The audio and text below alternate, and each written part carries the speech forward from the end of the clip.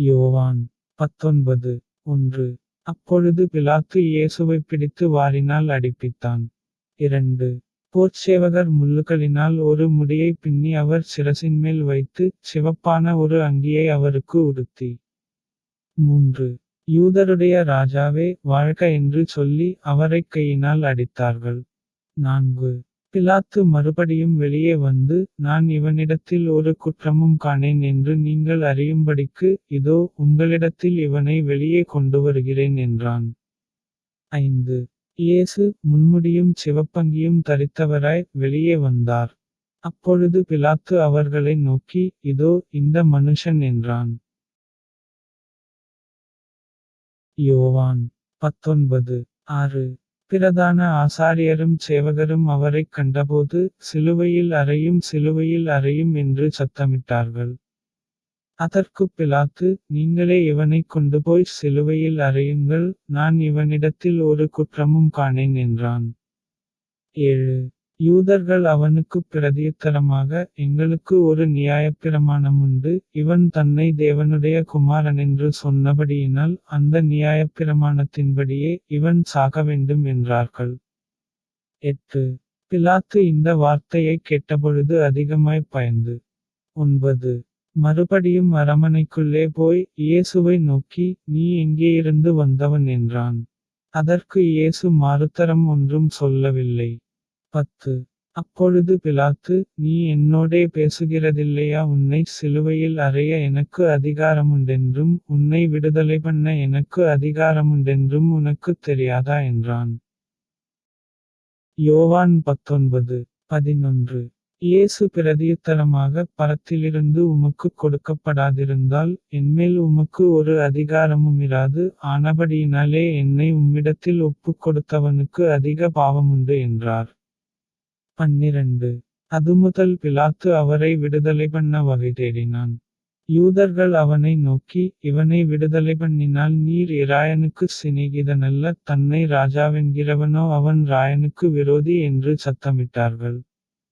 13. பிலாத்து இந்த வார்த்தையைக் கேட்டபொழுது, இயேசுவை வெளியே அழைத்து வந்து, தளவரிசைப்படுத்தின மேடையென்றும் எபிரெயு பாஷையிலே கபத்தா என்றும் சொல்லப்பட்ட இடத்திலே, நியாயாசனத்தின்மேல் உட்கார்ந்தான். 14.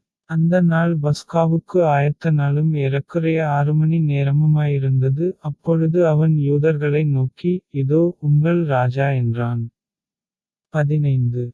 அவர்கள், இவனை அகட்டும் அகட்டும், சிலுவையில் அறையும் என்று சத்தமிட்டார்கள். அதற்குப் பிலாத்து, உங்கள் ராஜாவை நான் சிலுவையில் அறையலாமா என்றான். பிரதான ஆசாரியர் பிரதியுத்தரமாக, இராயனையல்லாமல் எங்களுக்கு வேறே ராஜா இல்லை என்றார்கள். யோவான் 19:16. அப்பொழுது அவரை சிலுவையில் அறையும்படிக்கு அவர்களிடத்தில் ஒப்புக் கொடுத்தான். அவர்கள் இயேசுவைப் பிடித்துக் கொண்டு போனார்கள். 17. அவர் தம்முடைய சிலுவையைச் சுமந்துகொண்டு, எபிரெயு பாஷையிலே கொல்கொதா என்று சொல்லப்படும் கபாலஸ்தலம் என்கிற இடத்திற்குப் புறப்பட்டுப் போனார். 18. அங்கே அவரை சிலுவையில் அறைந்தார்கள், அவரோடே கூட வேறே 2 பேரை 2 பக்கங்களிலும் இயேசுவை நடுவிலுமாகச் சிலுவைகளில் அறைந்தார்கள். 19. பிலாத்து ஒரு மேல்விலாசத்தை எழுதி, சிலுவையின்மேல் போடுவித்தான். அதில் நசரேயனாகிய இயேசு யூதருடைய ராஜா என்று எழுதியிருந்தது. 20. இயேசு சிலுவையில் அறையப்பட்ட இடம் நகரத்திற்குச் சமீபமாயிருந்தபடியினால், யூதரில் அநேகர் அந்த மேல்விலாசத்தை வாசித்தார்கள், அது எபிரெயு கிரேக்கு லத்தீன் பாஷைகளில் எழுதியிருந்தது. யோவான் 19:21. அப்பொழுது யூதருடைய பிரதான ஆசாரியர் பிலாத்துவை நோக்கி, யூதருடைய ராஜா என்று நீர் எழுதாமல், தான் யூதருடைய ராஜா என்று அவன் சொன்னதாக எழுதும் என்றார்கள். 22. பிலாத்து பிரதியுத்தரமாக, நான் எழுதினது எழுதினதே என்றான். 23. போர்ச் சேவகர் இயேசுவைச் சிலுவையில் அறைந்த பின்பு, அவருடைய வஸ்திரங்களை எடுத்து, ஒவ்வொரு சேவகனுக்கு ஒவ்வொரு பங்காக 4 பங்காக்கினார்கள், அங்கியையும் எடுத்தார்கள், அந்த அங்கி தையலில்லாமல் மேலே தொடங்கி முழுதும் நெய்யப்பட்டதாயிருந்தது. 24. அவர்கள், இதை நாம் கிழியாமல், யாருக்கு வருமோ என்று இதைக் குறித்துச் சீட்டு போடுவோம் என்று ஒருவரோடொருவர் பேசிக்கொண்டார்கள். என் வஸ்திரங்களைத் தங்களுக்குள்ளே பங்கிட்டு என் உடையின்மேல் சிட்டு போட்டார்கள் என்கிற வேதவாக்கியம் நிறைவேறத்தக்கதாக போர்ச்சேவகர் இப்படிச் செய்தார்கள். 25. இயேசுவின் சிலுவையினருகே அவருடைய தாயும் அவருடைய தாயின் சகோதரி கிலெயோப்பா மரியாளும் மகதலேனா மரியாளும் நின்று கொண்டிருந்தார்கள். யோவான் 19. 26. அப்பொழுது இயேசு தம்முடைய தாயையும் அருகே நின்ற தமக்கு அன்பாயிருந்த சீஷனையும் கண்டு தம்முடைய தாயை நோக்கி ஸ்திரியே அதோ உன் மகன் என்றார். 27. பின்பு அந்தச் சீஷனை நோக்கி அதோ உன் தாய் என்றார். அந்நேரத்தில் அந்தச் சீஷன் அவளைத் தன்னிடமாய் ஏற்றுக்கொண்டான். 28.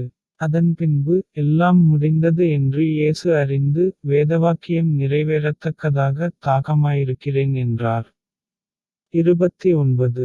காட்டி நிறைந்த பாத்திரம் அங்கே வைக்கப்பட்டிருந்தது. அவர்கள் கடற்காளானைக் காடியிலே தோய்த்து ஈசோப்புத் தண்டில் மாட்டி அவர் வாயினிடத்தில் நீட்டிக் கொடுத்தார்கள். 30.